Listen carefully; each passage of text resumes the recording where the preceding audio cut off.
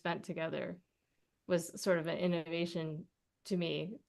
The composers had already done some work and had come in with, sketches, and there were some problems in some of the sketches that were technically, had to be worked on and solved, but there was time and there was an early enough point to create like an actual creative partnership to talk about the idea and how to make that idea work technically. And just seeing that modeled and demonstrated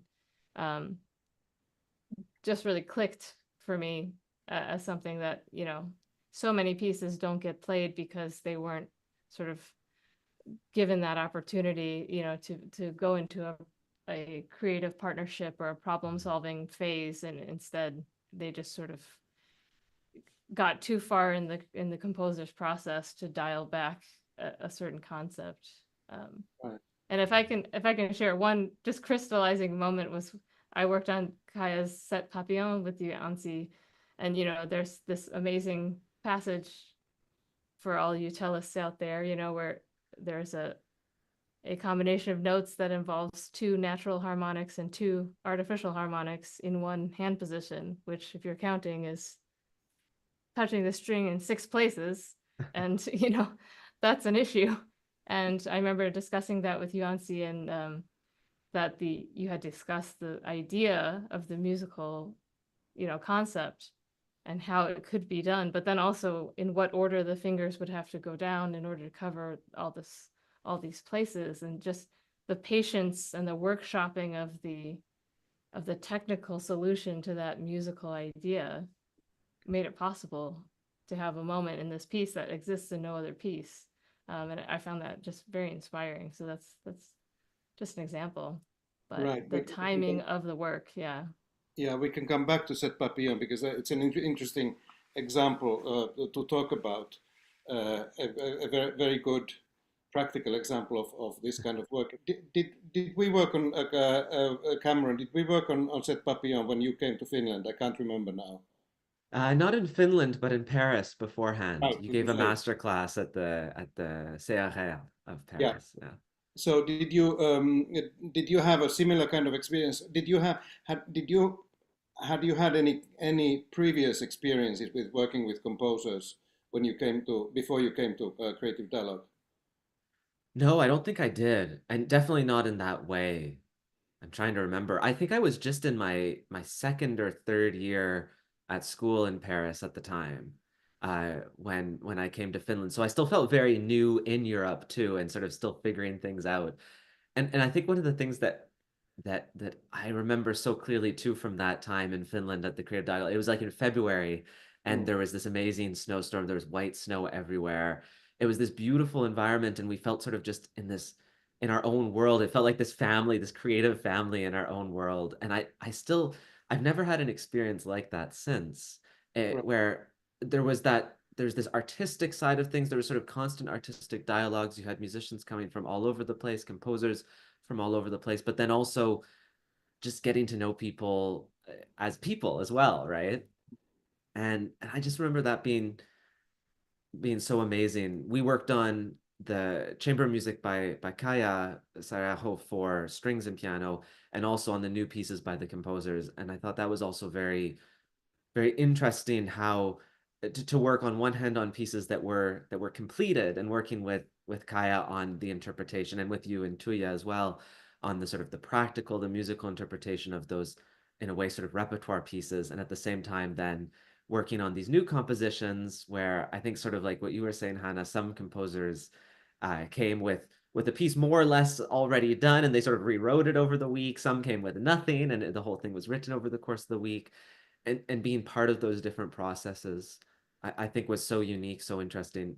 The other thing I remember so clearly, I think it was the very first day we all, because I sort of assumed that there was this music and that we'd rehearse it for a bit, and then later on we'd play it for maybe you and some of the other senior artists there. And I, but in fact, I believe the first thing we did was we sat down and everyone read through Kaija's music together without any rehearsals, which was terrifying, but actually the best way to do it, because we really sort of, I don't know, we were all experiencing the music coming together at the same time, and that was really, really an interesting way to approach it as well. Yeah, I find it's interesting. What you said about this thing of getting to know each other behind the musician. I find that that's something also again something that in our lives as when we do quick festival performances of pieces, or we get together quickly, have two rehearsals, and we just do the necessary to to to get the notes together to somehow give a rough picture of the piece we are playing, and we are very proud of how we can do it with the minimum amount of rehearsal. But I find that what so often in this kind of situations is missing is that the the composer does not become a person. It's just a name on top of the page, and your colleagues are just also actually remain names. You remain on a very superficial level in all your communication, and I find that when you have experiences like what we've had together at the Creative Dialogue, we we we become hungry of actually knowing more, Yeah. knowing more about the music and knowing more about the person. And in some ways, when yesterday I did a little trip to the countryside here in France, and I had a couple of hours on the train, so I spent it listening to both of your CDs, um, and which I had already listened to before, but I just wanted to remind myself, and I was struck by the fact that I see you both working a lot with composers, and at the same time I see you doing what some people call standard repertoire, with the so-called real pieces, and you don't seem to make the difference between the two, and that's something that I really admire, and I'm really happy that that there are people today that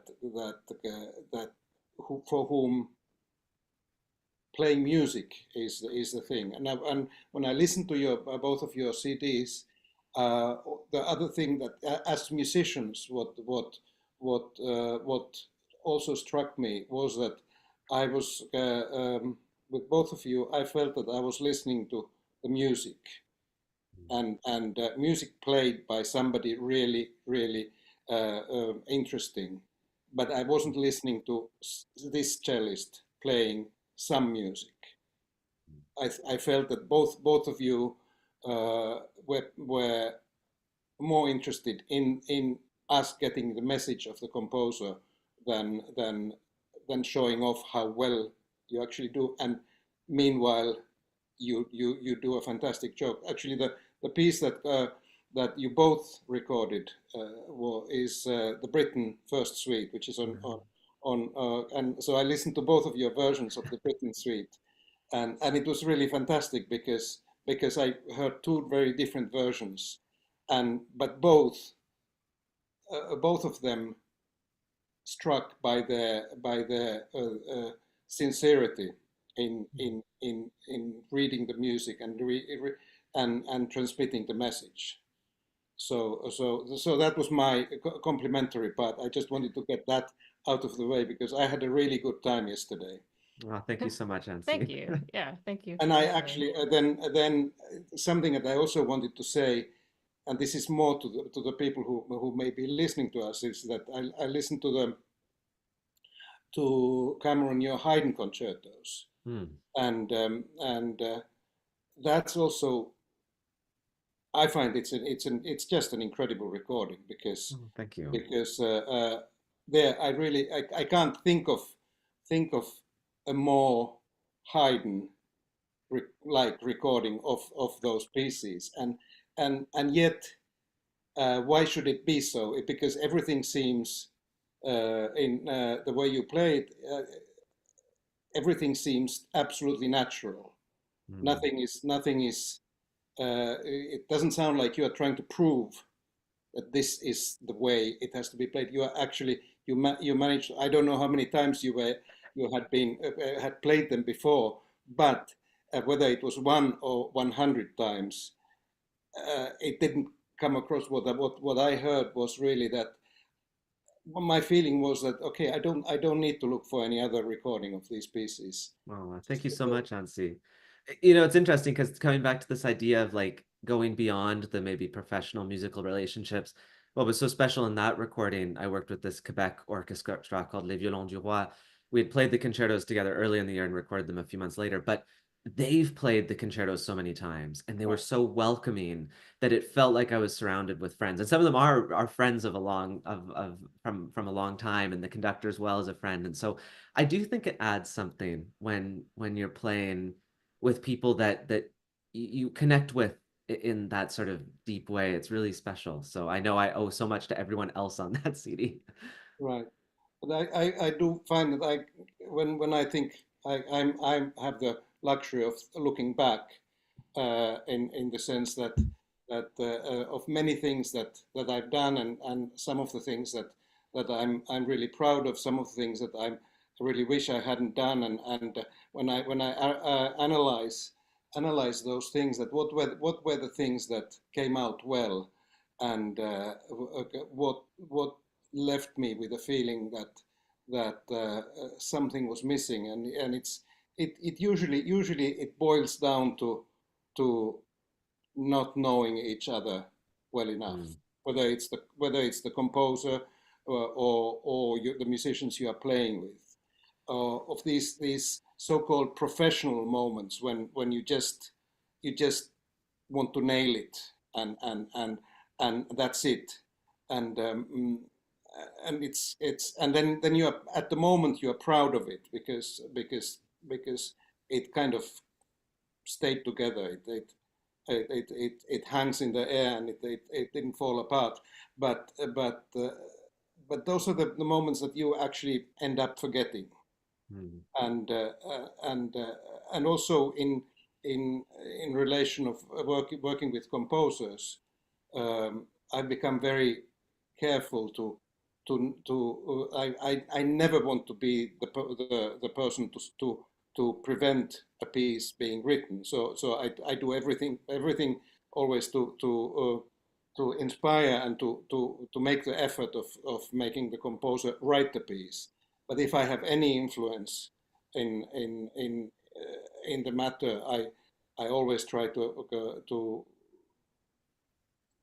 meet, to build the relation with the person before the first note goes on the paper. Because, yeah, you know, sorry, go ahead.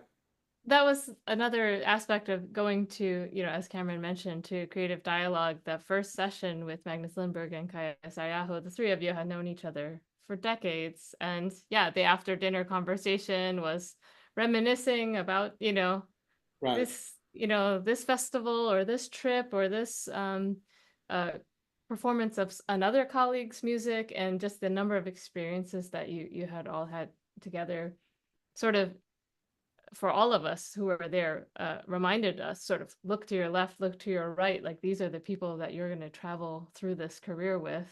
Right. Not waiting for somebody to come down from on high, or some, later career person to just choose you. It's your friend. No one could write music that represents you more, or that you could advocate for more, passionately, than someone who you've known for decades, and Right. whose music and have played and have heard and have, so that was very clear. I mean, within months of being there, I started Right. to ask, my friends to write me pieces, and that was like Caroline Shaw and Timo Andres, and they have been the people that that Right. we're going to go through into the field.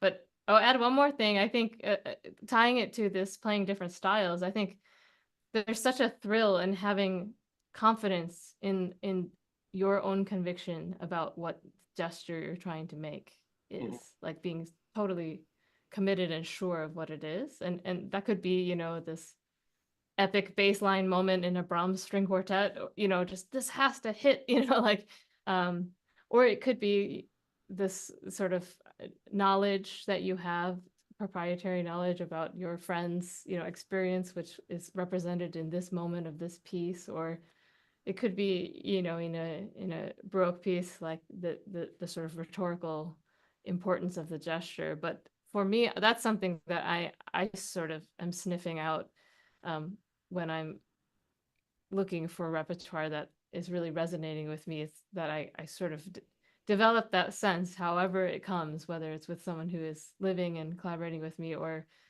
from the past, you know, like some sense that my own convictions are sort of coming together. And I wonder how you two feel Well, about that. I find that you are touching there a really important matter, because I find that I was interested parallel at the same time parallel career kind of learning about early instruments, and that was in the 80s when things were not at all as available as today. But still, I could, when I went to study in London, that was actually 78. I saw these groups that I hadn't heard of these early instrument ensembles at all yet, and suddenly I saw that there's this crazy thing going on, and it's so inspiring, but what made me understand, I find that the key to understanding the how to actually relate to that music is to work with composers with whom you can speak, and to work with composers in plural, many composers, and to realize that everyone is a different personality. Even if they live in the same city, I meet them following days or even on the same day, I have to change the way I talk to each of them about music, because because they are different personalities, and they don't, a composer by definition lives they live in their own world, and they relate to the outside world through their music and through their own personality. And when you have that feeling that okay, now I'm meeting Kaija, now I'm meeting Magnus, now I'm meeting Pascal, now I'm meeting Dutilleux, now and I realize that okay, that these are real persons. I have to be a different cellist for each of them. Then we can transfer that feeling to between Bach and between Haydn and Mozart and Beethoven, that they were three really different people, and I have to be very different cellist between already those three, let alone when you move on to Brahms and Schumann, who were also two very different, although friends, but very different. So then you realize that this is actually all the time, it's a dialogue with a person. And everything we can learn from books, from research, it's extremely helpful and vital in this, but it has to be helpful in order to build that person with whom you are talking when you play. And obviously there is not one Brahms or not Bach for all the cellists in the world. It's yours. It's the one that you built yourself, and you can be truthful to that person. But it takes a lot of work. It's not just and actually people can help you to learn those pieces practically, but nobody except you yourself can do that real building of the person behind. It makes me think, Anssi, there's a great essay you wrote on Dvorak's Cello Concerto on your website. And if I'm remembering it correctly, it was a little bit that sort of search that you were doing. I think it was, if I remember the context correctly, you were playing it for the first time after quite a number of years with orchestra, and you were sort of going back and re-examining it and building this relationship with Dvorak, with his score. And it's like laid out so well in that essay. So I think that's like a great place people can go to sort of see what that might look like. Right. Yeah. It was kind of a very real moment for me because I realized that I had played the piece several times, but I had never done the work myself. I played it to, I could remember that I had played it to 4 different teachers and, fantastic cellists who each of them played it in really fantastic way. But I had never built really built my own way, and enough time had gone by so that I didn't remember any details I didn't need to think of how so and so how Dupré played it, or how De Mahula played it, or how Pleath played it. I could just remember their personalities, and then I just listened to every single recording I could find, and there's a lot to listen to, and read every different score and all the different Urtex editions from different periods. And I realized that there's actually somebody completely different there. And I fell in love with that piece. I had no idea how much I loved that piece. And it became such an emotional moment. Almost, I remember when I played it, that when I came to, I realized that last F sharp, when you're finally alone in that piece, I suddenly realized that it's much more than a lonely F sharp. It's like the whole essence of the piece suddenly is in that note, that you don't want to stay alone, and suddenly you keep fighting it, and suddenly at that moment you realize that I'm alone, and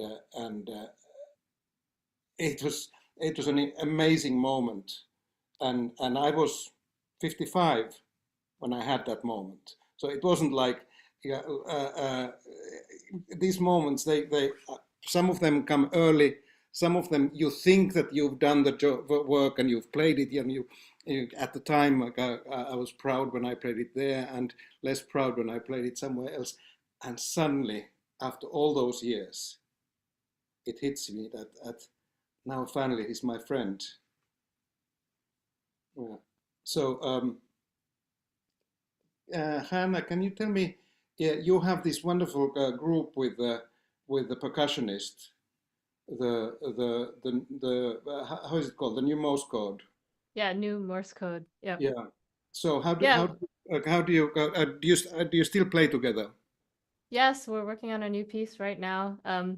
The percussionist is Mike Compatello, and we started playing together, let's see, about 13 years ago now, and it was sort of that similar scenario where he had been in the Ensemble Moderne Academy for a couple of years and just was having great experiences collaborating with composers and working on new pieces and really digging into them with that full, timeline and amount of reflection time that you might expect for a Brahms sonata or something like that. And just we had this feeling where we wanted to keep working like that. And it didn't matter. So people always ask us, why cello and percussion?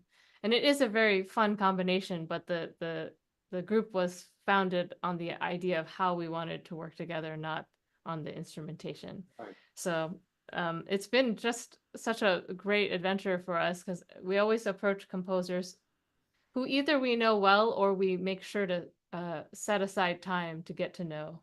Right. Like we'll go hang out, listen to music together, go to concert together, plan to meet, before the writing process starts, during the writing process, just make sure that there's a lot of face time. And we always ask the composers that we're working with to write music for the two of us, not necessarily for any specific instrument. And that's led down a lot of interesting paths where we've both played percussion on the same cello, or, both played other instruments or sang, and things like that. So it's been a fun way to explore that process of sort of what happens when you try things, when you get to know each other as people, when you have time to make adjustments.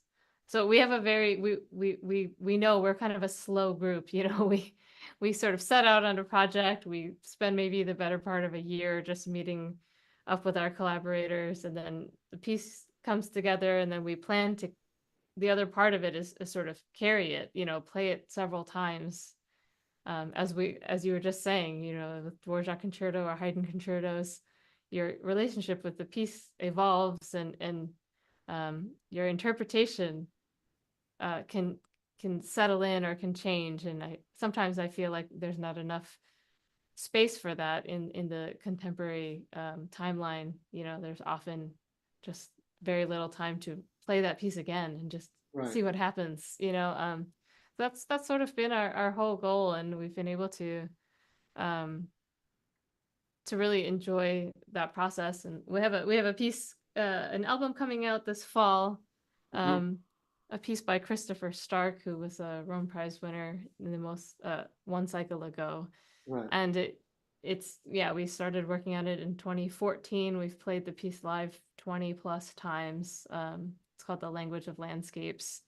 And we actually recorded it several years ago at this point, but we were kind of just letting it, you know, mature at its own pace. And it's been a very rewarding project, and we've become really great friends, the three of us. So that's it's coming up for us, the release of that recording.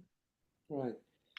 Can you tell something that before we run out of time, I wanted to bring up one subject, which is that I would like to hear from the two of you about the frustrations that you encounter, that we all encounter, and do we see the same frustrations, or do we see them differently? I mean, I'm looking back at 40 years of playing. You have different time spans behind you and ahead of us. What would you say that frustrates you today? I'll just quickly say one of the frustrations for me, especially in a collaborative context, is just having bad timing. I think that is just so, you know, we were speaking about it a little bit earlier, but when a composer comes with a score that's sort of almost done, and the foundational gesture has like some huge problem, you know, that could have been addressed, but it's now like too late. The piece basically exists, you know, it has been birthed already. And just, it frustrates me on behalf of the idea, you know, because it's the creative collaboration between all the partners could have gotten that idea out through a better channel. And it's almost more frustrating to me when a piece is sort of, it's playable, but it could have been arranged in a way that was more, whether it's idiomatic or more sort of open for interpretation. And you just know, like, it's going to be very difficult to get this piece to that second person to perform it place. You know, like your own second performance, and also the second person who's going to play it and pass it along. And I when I look back at projects that I have regrets about, it's usually that. It's usually not about an interpersonal frustration. It's just like, oh, the timing, we didn't connect on this idea soon enough to make that go better. So that's one of them. So Cameron, what I see, you've done so many very different and very interesting things and interesting repertoires. What are you? Is there something that you haven't been allowed or able to do yet that frustrates you? I think there's always things one wants to do that haven't happened yet. Or I think what I'm learning is that things take time. And when I was younger, I wanted everything to happen right away. It's like you want it to happen. And maybe it was a result of, in a way, partly the pandemic. Like I had started, I was done school. I was a couple years into performing as full time, and to have that all come to a stop, and to have to sort of reflect on, oh, I actually, like, I think in the past, before then, my solution to being sort of a little bit frustrated or anxious would be just, well, I've just got to do more stuff. I've got to do more, and then that will make me feel better. But then all of a sudden we're in this time where if you wanted to do more, you had to really think outside the box of how to do more. And there's the whole question of, should we be doing more? Should we just sort of take the time off? And now I'm learning, and again, I guess it circles around to that same thing. I love the way you put it, Hannah, earlier with like your Anssi's, your relationship with your composer friends, how long they've been, and how rich that is, that things just take time sometimes. And just because it doesn't happen when you want it to happen doesn't mean the project won't happen later, or that it won't happen in a different way. I guess one of the concrete examples of that was that I'm co-director of like a concert series here in Montreal, and for a couple of years we were really struggling because we didn't really have a home for our concert series. We were constantly going to different places, and it was hard to sort of build a consistent audience. And then after a couple of years now we found a great venue, and we have a long-term deal with this venue to keep on doing concerts there. And I just had to wait for it in a way. But I remember all the frustration of the years before being like, oh, this concert series is never going to work. What's going to, kind of thing. But then if you just have patience and keep on building and persevering, I do think that pays off. Right. What's the name of the series? Oh, it's called House Musique. No, it's House German and Musique French, because I live in Montreal where they speak French. Right. What are your frustrations, Anssi? We have to hear yours. Yeah, exactly. I try to ignore my frustration. Of course, one can't completely, but it's like what I think about the things I've done and the things that I would like to do. I think of them in the sense that everything is a process, and the process takes a lifetime. And I'm not. I have no illusions or no wish to want to spend my time doing one thing. I want to continue playing this, and I want to continue playing that. I want to play the Schumann concerto if I can still a couple of times. I want to play the pieces that have been written to me as often as possible. But if I can't, I will always be somewhere in my process with each of these pieces. And the way I think of each piece of music or each style that I'm interested in is that how many times I get to do it in front of an audience was one thing, and it can be frustrating not to get that possibility often enough. But at the same time, the process is within me, and that never stops. So that's it's easier for me to speak like that because I can look back. I can look back at the work that the list of pieces that, for example, these two, Kaija and Magnus, have the incredible amount of pieces that they've written for me over these last 40 years, and to see that, okay, this is a process now. Unfortunately, with Kaija, that process is now finished, but at the same time, my process with her music is not at all finished. There will be no new pieces, but I can, and I can't meet her personally, but I can meet her every day if I want with her music. And the same about classical pieces, or that I used to be frustrated. Oh, I should maybe record these pieces. I should make my recording of the Bach suites, and nowadays I don't think in those terms. That's another thing, that the more experience I've had myself, I can't, again, I don't want to generalize this. I can't pretend that everybody is the same, but the more experience I've had with any piece, the more intimate it becomes, and the less important it becomes to me that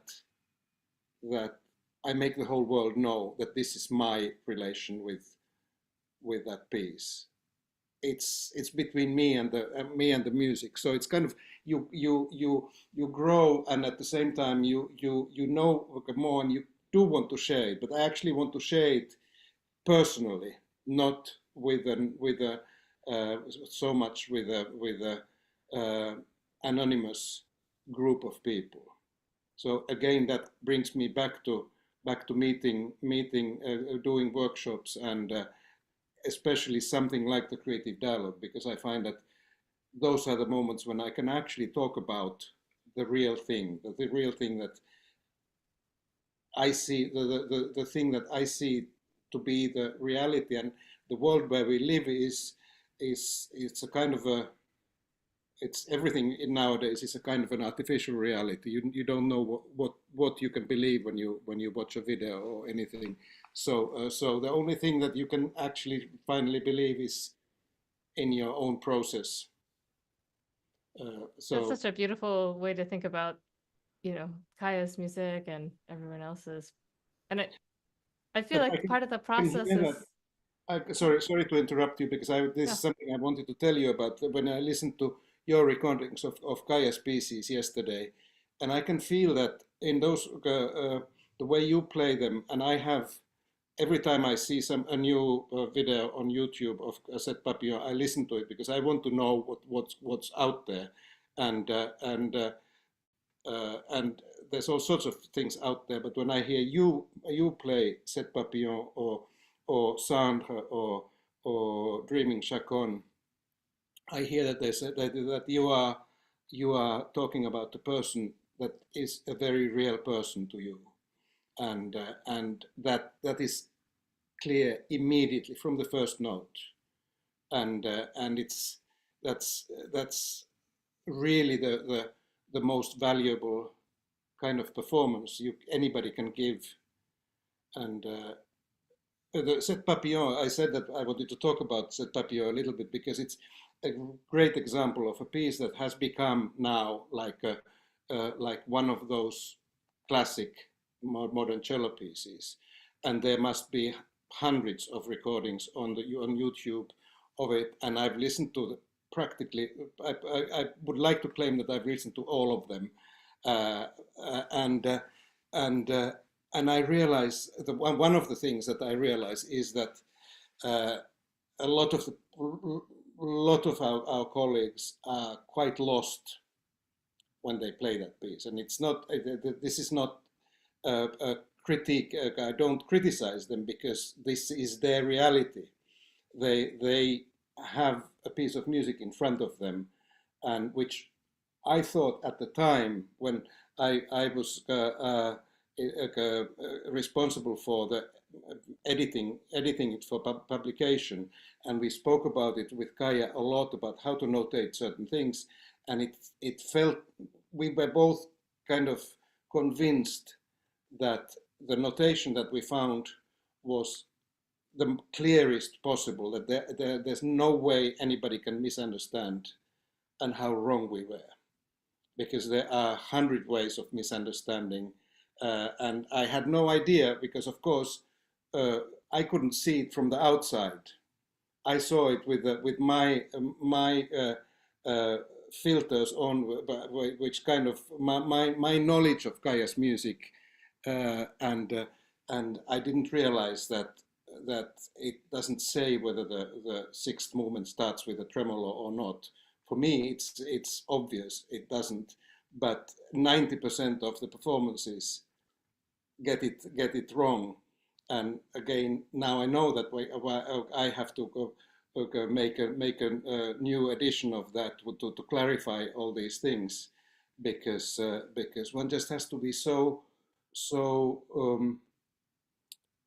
aware of the fact that most people do not have the way of finding all the information that we who worked with the composers have, and I'm actually starting with Lucas Fels, the great cellist of the Arditi Quartet.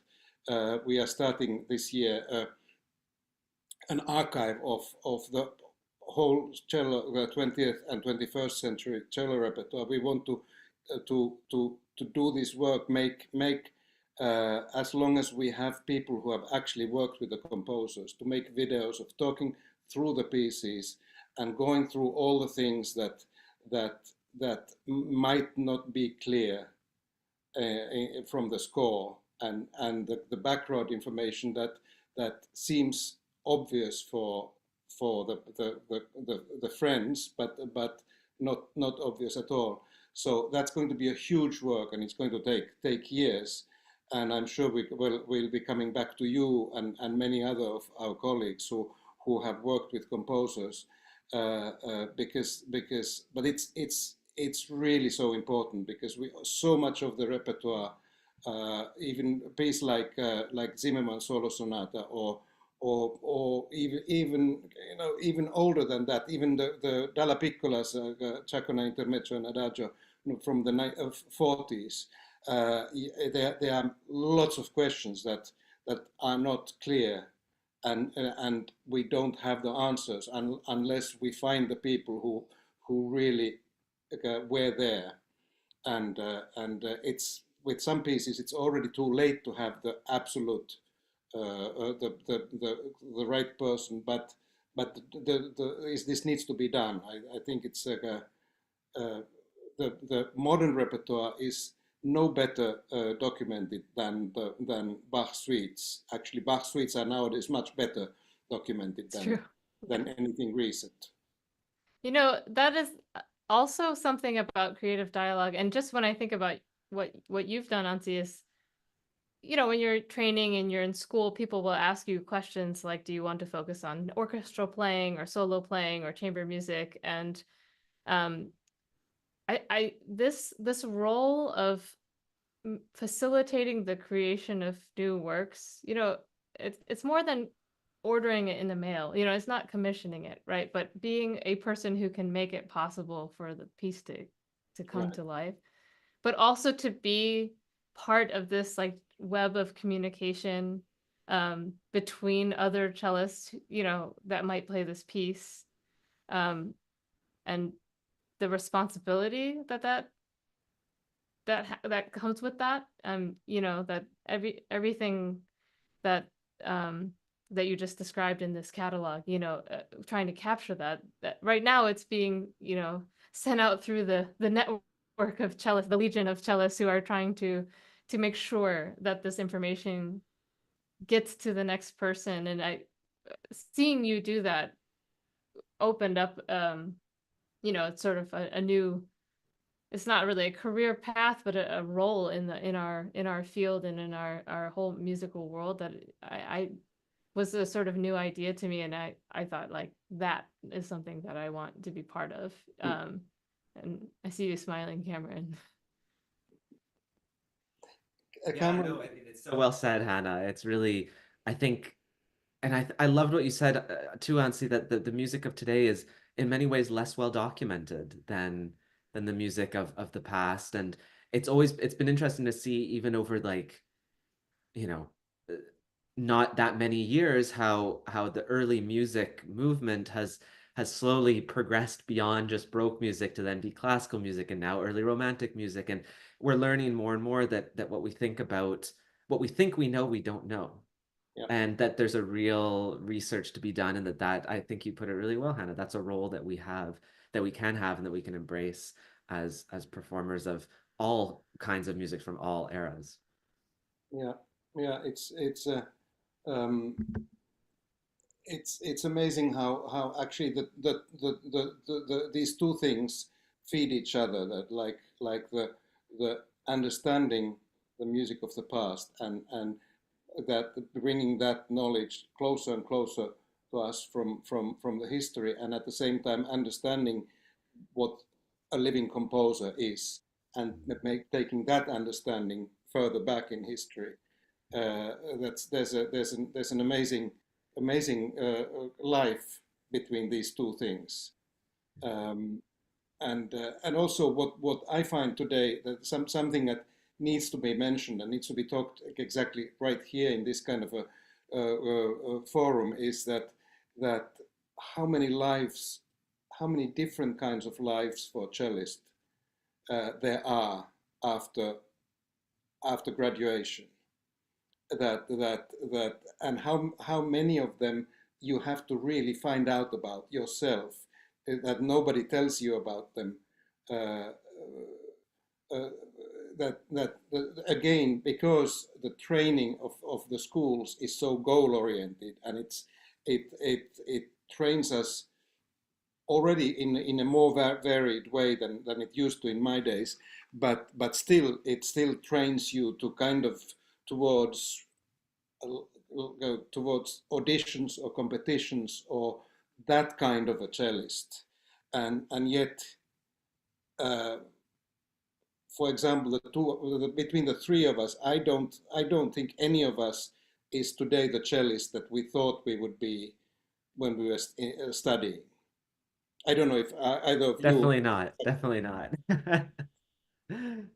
No, it's so true. I think there is this desire of schools to and it's great. I mean, it's resulted in so many amazing players out in the world now. But I think because of that, there's also this question where it's like there's not enough opportunities and for everyone. And but luckily, there's so many different things we can do, and I think it just becomes, it expands more and more with technology and with the internet, and I think that, yeah, it's amazing how you just don't know about them until all of a sudden you sort of find yourself by total chance in a world that you didn't know existed, and you say, oh, this is actually pretty cool. Like, I didn't realize that this was a whole thing that was sort of music related, that doesn't necessarily have to involve like shifting and bow control and things like that.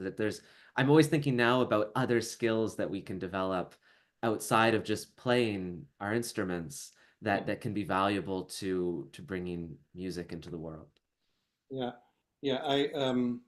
What was I going to? I forgot what I was going to say. But I find that my friends are tired of hearing me say this. But the most valuable lesson that I've had was from an old actor friend of who, and the lesson was that when in doubt, do it.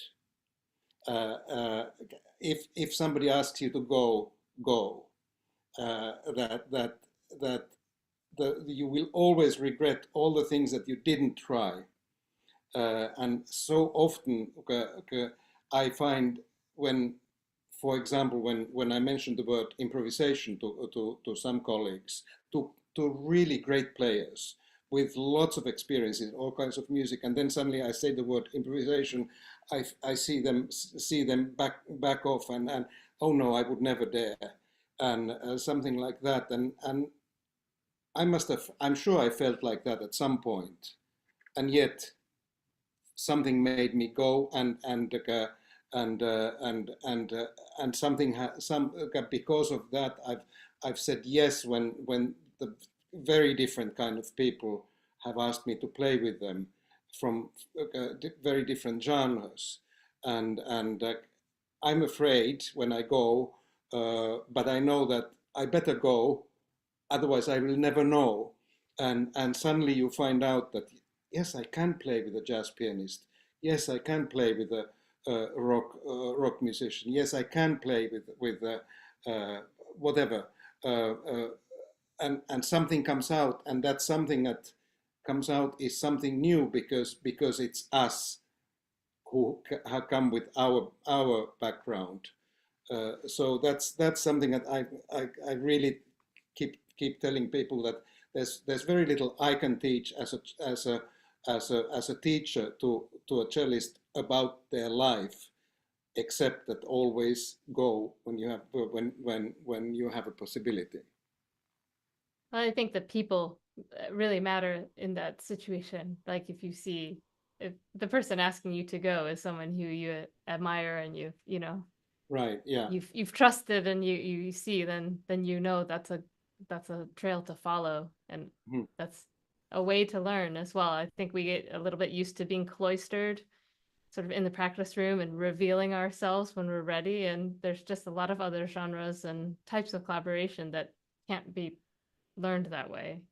even in the early music community, I think, obviously there are treatises to study and scores to study, but there's such a welcoming energy in the period instrument and in the early music community of just come play, come play and we'll learn it, together, or we'll show you, or we'll go side by side. And that's a really important to remember, that is how we can learn. It doesn't always have to be a private, cloistered, wait for the big reveal type of process. So what's next for you? What's your next passion, Cameron? Well, I think I've really found myself in the world of sort of like artistic direction, putting on concerts, things like this, which I didn't expect to be so far into.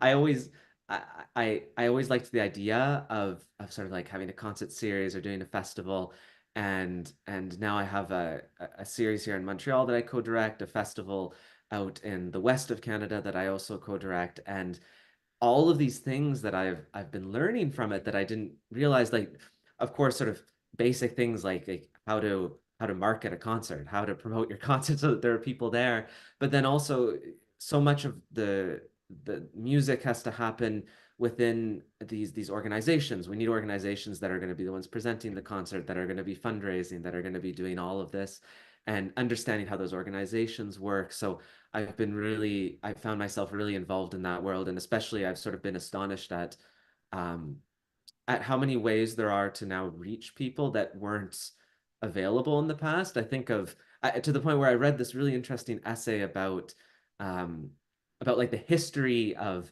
musicians putting on concerts from the 19th century. And they would originally, you'd have to go on tour and you have to go to the spot, and it was the local musicians that would help you find a place to live for a couple of weeks and help you put on a concert and advertise.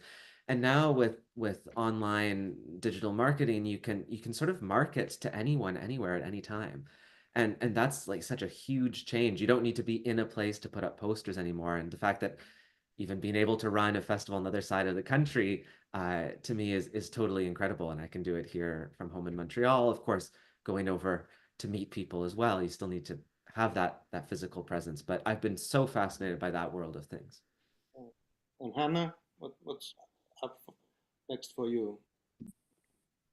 I'm continuing to teach at University of Kansas and do my work with New Morse code, but I've recently joined the self-conducted chamber orchestra called the Far Cry, based in Boston, and I think we are a 17-headed artistic directorship, so it's a lot of excitement and energy. The group has been going for 18 years, and a willingness to just try to explore different ways of being co-artistic directors and running an orchestra, and it's been a fun thing to jump into a more long-term programming type of mindset, like what will we play in the next 2 to 3 years, after doing a lot more sort of concert by concert planning or limited series planning. So I've also been enjoying sort of switching into a different sort of curatorial mindset as we plan our future couple of seasons.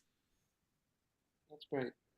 Well, sounds like you are very busy and in very interesting things. I find that it's really great that you're both looking also at our work from the other side, or from the ones who put up the concerts, and because it's important to also know that I learned a lot. I became a much easier person to invite after I'd been the one inviting and seeing everything that is involved in organizing a concert.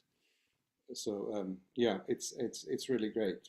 Well, it looks like we've done the hour that we were supposed to do. So I think I want to thank you both, because this was such a treat to meet you again and talk about. And I hope it's been. I'm sure people have heard interesting things. And unfortunately, I can't teach down bow staccato. So this is really the best thing I can offer to talk to friends. So thanks so much. Thank you so much, Anssi. It's always such a pleasure to hear your thoughts on everything, and yeah, it's amazing. Keep the process going. Exactly. All of us. Yeah. Yeah. All right. Well, thanks very much. Thank you. Thank you.